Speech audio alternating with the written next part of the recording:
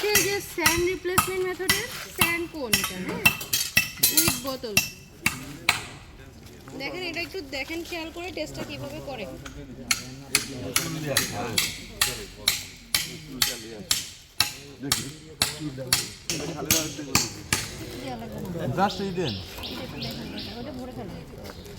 ওটা খুলেই ঢেলে করে ফেলেন।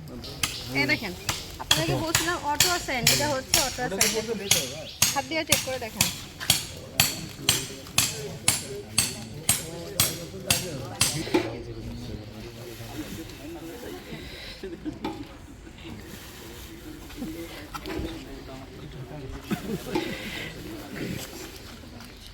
আচ্ছা ঠিক আছে, এটা ভরতে ভরতে আমরা একটু দেখি। আপনারা দেখেন তো এই কাগজটাতে এইটা রাখতে, আর এই যে এটা দিয়ে ভরছে এইটার ওয়েটটা কত বলুন তো? এই সাউন্ড ভর্তিটাতে হ্যাঁ স্যান্ড ভর্তি।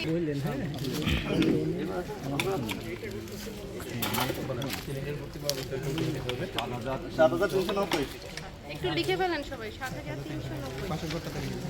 দেখেন সমস্যা নেই।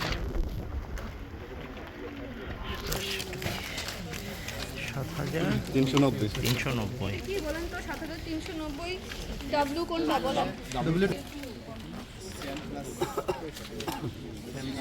মজিদ ভাই 4 ইঞ্চি শুধু তো দেখাবো। 6 ইঞ্চি করে না, ছোট করে করেন বেশি। আচ্ছা দেখেন আমরা এই গর্তটা 4 ইঞ্চি থেকে 6 ইঞ্চির মধ্যে গর্তটা করতে হবে, ঠিক আছে? আপনারা পিছনে যারা আছেন দেখতে পাচ্ছেন না মনে হয়। এই আছে দরকার নেই, এই গর্তটা করুন তারপরে একটু দেখেন আপনারা শুধু। ভাই আমরা আছি, হ্যাঁ তাড়াতাড়ি হওয়ার কোনো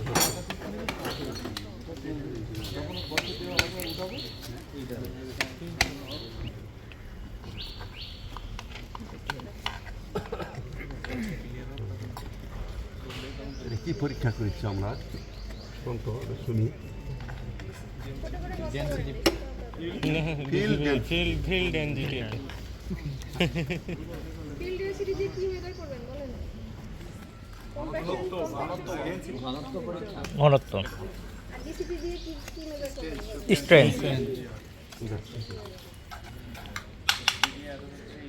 সিবিআর ডিসিপি হচ্ছে কম্প্যাক্ট।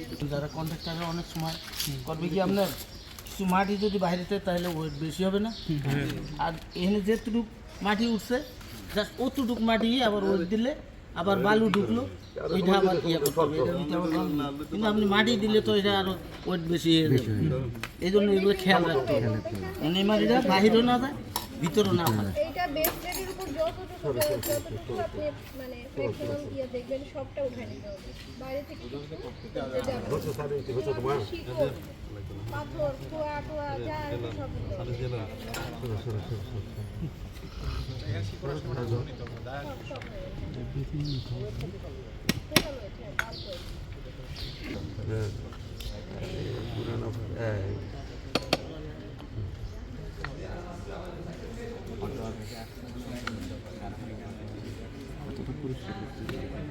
ফেলা হবে না, বুঝছেন? জি, একটা মাটিও ফেলা হবে না, বাইরে থেকে এখানে একটা দেওয়া হবে না, তাহলে কন্ট্রাক্টর ফেভার হয়ে যাবে। আচ্ছা আচ্ছা, 6 ইঞ্চি 4 ইঞ্চি 6 ইঞ্চি এটা কিন্তু আরো বড় করতে হবে, বুঝছেন? আর এতটাই সুন্দর করতে হবে যেন কোনো দিকে বাঁকা হাঁকা হয় না। আর একটা হলো কি, আর এখানকার যে ম্যাটেরিয়ালসটা একটাও যেন সিটকে কোথাও না হয়, সব কোটাই ওখানে রাখা দিতে হবে। আর বাইরে থেকে যেন ওখানে না হয়, তাহলে বাইরে থেকে ওখানে দিলে ওটা বেশি হয়ে যাবে, তখন ঠিকাদারের ফেভারে চলে গেল।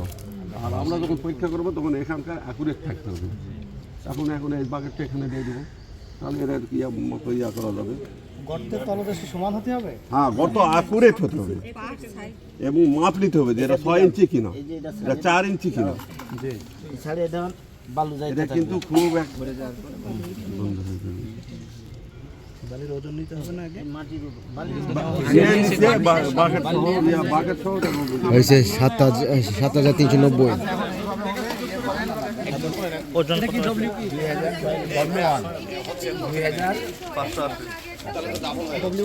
আপনারা শোনেন, ওটা কিন্তু ওখানে লিখে রাখবেন। W1 এরপরে এই মাটির থেকে আমরা একটা মশার ক্যানে কিছু মশার নিব এখানে। এই যে ক্যানটা আছে, মশারটা বুঝতে পারছেন কি জন্য নিব বলেন তো? পানি কতটুকু আছে? ক্যান নাম্বারটা একটু দেখেন, এই যে এখানে আছে ক্যান। হ্যাঁ, এটা কিন্তু একটা নাম্বার 39। যদি আমরা ক্যান নাম্বার দাও 190 আর এটা ওয়াইড হইছে 39 গ্রাম। ক্যান নাম্বার দেখে আলাদা করব। সব তো এক্সাক্ট ময়েশ্চারটা পাবো। এটা নিয়ে পর আমরা ওভেনে দেব।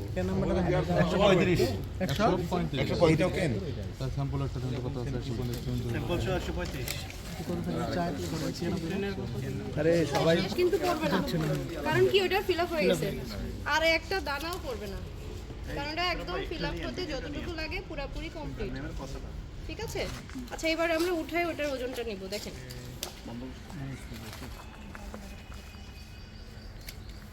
ডিসিবি সেট এর পয়সা এই লাগছে চলে।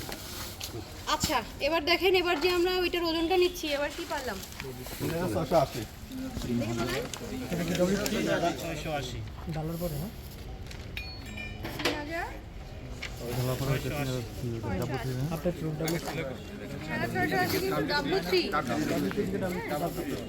আচ্ছা এটা থেকে এই দুইটা বিয়োগ দিলে আমরা কি পাবো? W4 কি পাবো এটা? সরি W4 না, আপনার হচ্ছে W2 মাইনাস W3 হচ্ছে আপনার স্যান্ডের ওজন। আচ্ছা আরেকটা জিনিস একটু ক্লিয়ার করি, আপনারা কেউ জিজ্ঞেস করেন নাই, তার মানে মনোযোগ নাই। এই যে স্যান্ডের উপরে, এই গর্তের উপরে যে উঁচু স্যান্ড ছিল, ওটা কি হলো? আমি তো এক্সপেক্ট করছিলাম আপনারা জিজ্ঞেস করবেন, কেউ জিজ্ঞেস করেন নাই। আচ্ছা শুনেন, এইটা আমরা আগে থেকে মেজার করে রাখি, যেরকম এই যে স্যান্ডেল এটা তো খোলা যায়, ওটা বন্ধ করে আমরা একটা ওজন নিয়ে রাখি, মানে নিয়ে থাকে সবসময়, যেটা ফিক্স। এই যে 1774 যেটা W4, ওই যে কোণের ভিতর স্যান্ড দিয়ে ফিল আপ করে ওইটুকুই কিন্তু আপনার উপরে থাকে, ওইটুকু উপরে থাকে।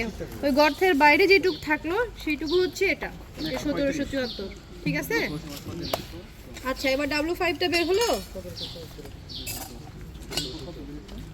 এই তিনটা থেকে মাইনাস করলে W4 মানে স্যান্ডের মধ্যে কতটুকু, এই গর্তের মধ্যে কতটুকু স্যান্ড আছে সেটা বের হবে।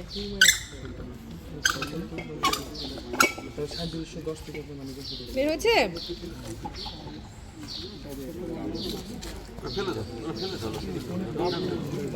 কত আসলো নাকি ওইটা থেকে, এই যে এটা বের করতে হয়ে যাবে। ঠিক আছে, আপনারা ইয়া পাইলেন, ওয়েট অফ স্যান্ড W5 আসছে। W5 আছে, W2 বিয়োগ W3 হবে। এই যে উপরে এটা W2 মাইনাস W3 বিয়োগ, হ্যাঁ এটা হচ্ছে 1936।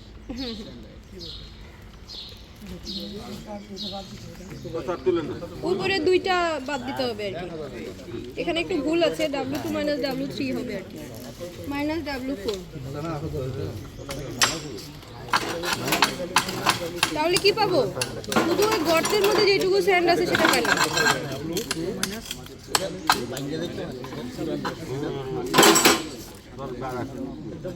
ওটা কি রেশিও হচ্ছে? W1 কোথায় আছে? উপরে আছে, W1 বাই W5। এই রেশিওর সাথে এবার এইটা গুণ দিবেন। এই যে রেশিও একটা কত আসছে আপনাদের?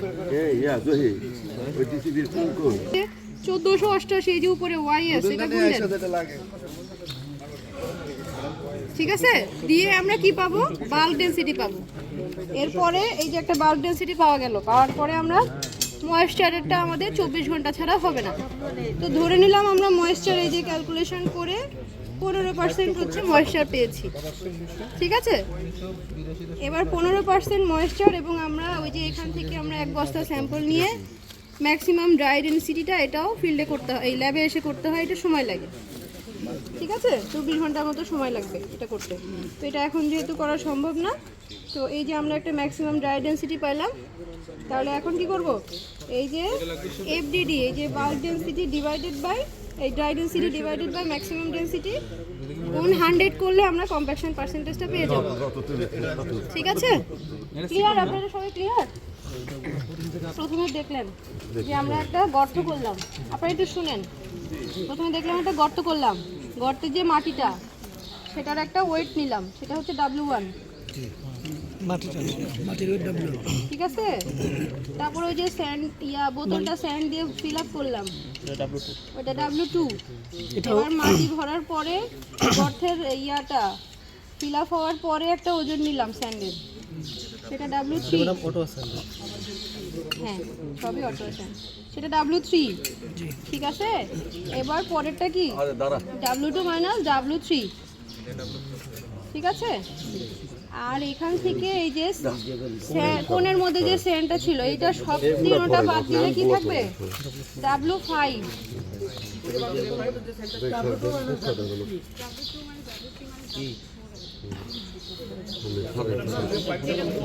W5টা হচ্ছে W4, এই W2 মাইনাস W3, ওখানে একটা 3 মিসিং আছে, দুইটা 2 আছে, হ্যাঁ হ্যাঁ, মাঝেরটা 3 হবে, মাইনাস W4, ঠিক আছে?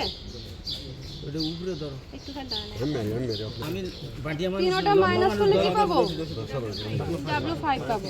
তারপরে এই যে W1 আর W5 ভাগ করব, ভাগ করলে একটা রেশিও পাবো। এই রেশিওর সাথে এই বাল্ক ডেনসিটিটা গুণ করতে হবে। কিসের বাল্ক ডেনসিটি এটা? অটো স্যান্ডের, এক্স্যাক্টলি।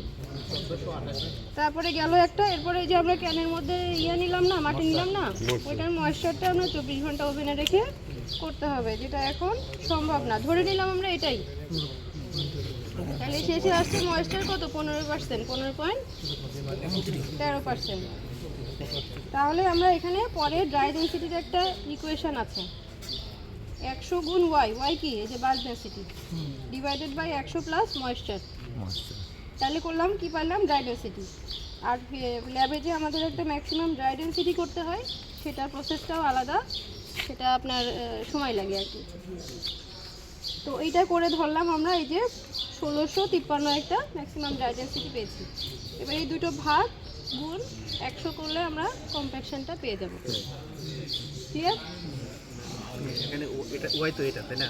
হ্যাঁ, এটা 50, যেহেতু এখন সময় নাই, ঠিক আছে? এবার আমরা 50 পর্যন্ত যাব, দেখি কি করা যায়। তাহলে কত যাবে? এখানে কত আছে? এখানে 38। 38 এর সাথে 50 যোগ করলে কত হবে? 88 পর্যন্ত যাব। দেখেন, একদম টাচ করতে হবে এবং ফ্রি ফ্লো।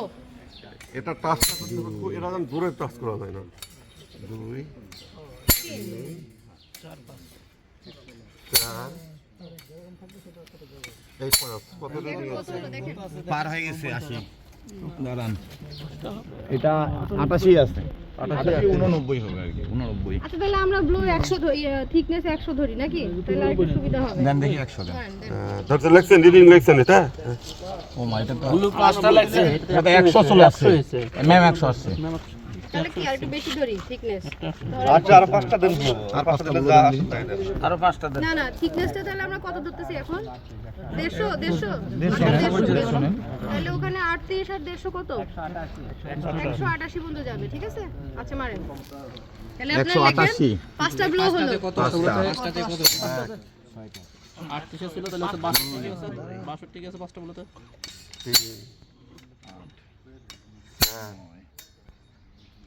5 মেরামতে ধারে আছে, 88 আছে,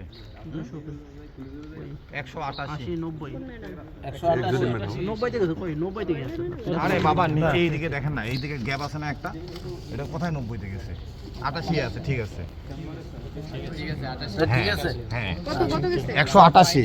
আচ্ছা, তাহলে আমাদের ফাইনালি কত ছিল? 188 ঠিক নেই, প্রথম 5টা বলতে 150 ধরলে কত ছিল? 188। আচ্ছা, তাহলে 188 এর জন্য আমাদের ব্লো লাগলো কয়টা? 10টা। তাহলে এবার 188 মাইনাস ইনিশিয়ালটা বাদ দেন, 38 ভাগলো কয়টা? 15 আসছে, 15 আছে। 15 যদি আসে, তাহলে এবার আপনারা এটা 188 মাইনাস কত দিছে? 15 38 মাইনাস কত দিছে? এখন এখন 50 হচ্ছে না, হ্যাঁ 50 দেন 150 লিখেন, 150 টাকা এখন 10 দিয়ে ভাগ দেন, 10 দিয়ে ভাগ দেন, 15 আসতেছে। 15 আচ্ছা 15 কোথায় হয়? এখানে হয় দেখেন। তাহলে আপনার সিবিআর কত? 15 আসলে ম্যাম 14% হবে। আপনারা বের করেন সবাই দেখেন। জানান না। আমি দেখি ঠিক আমরা যখন কাজ করতে যাবো ফিল্ডে, বুঝছেন, ঠিকাদাররা যদি আমরা যদি করি তখন এটা আমরা যদি ঠিক মতো চাপে ধরে থাকি এই উপর দিকে যতগুলো মানে নিচে কিন্তু ডাববে না।